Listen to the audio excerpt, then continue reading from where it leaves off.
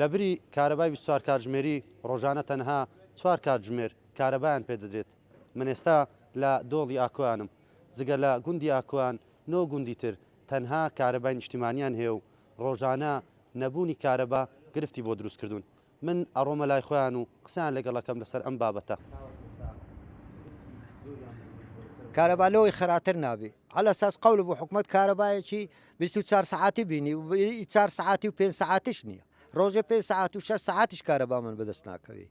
یعنی کارەبار لە ساعتێکی شەوەیە کوژێتەوە هەتا ئێستانێکە ساعت 11 و شتەکە هێشتا کارەبا نەهاتیتەوە. ئەو خەڵکە بە مۆلیدەیە لەجا بەس لە ئاکواش مۆلیدە هەیە، ئەو گوندانە یەکی مۆلیدەشیان نییە، ئەو خەڵکە بەبێ مۆلیدەی لەو گۆڕەیە.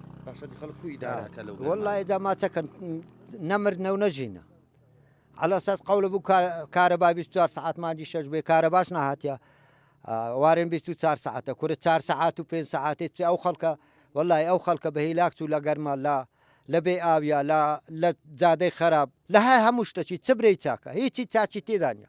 ئەمە ئەوە هات بۆ چەند سار هەوڕ کارەبادێ سبەی کارەبادێ چاکە بێ بەس مع الأسف هەتا ئێستاش ئەگەر کارەبا دێت و ئەگەر دقایشکە ساعتە چێکوژێت ئەو کارەبا نییە کە وەزیحەت نییە ئەکە ئەو خەڵکە تێدایە مەڕاستی 24 کاتژمێری 24 کاتژمێری 400,000 500,000 لە تو وەرگری هەنی چێ ئەو کارەبا نییە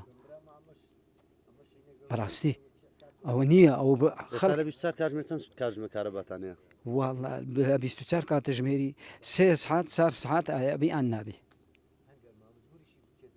ئەوە چەند گرفتی لۆنگۆ دروست کردیە؟ والله گرفتی لۆمێ دروست کردی لە هەموو ڕۆژی ئەگە گرفتی دروست نەکرد بە ئەمە داوای هیچ شتێک.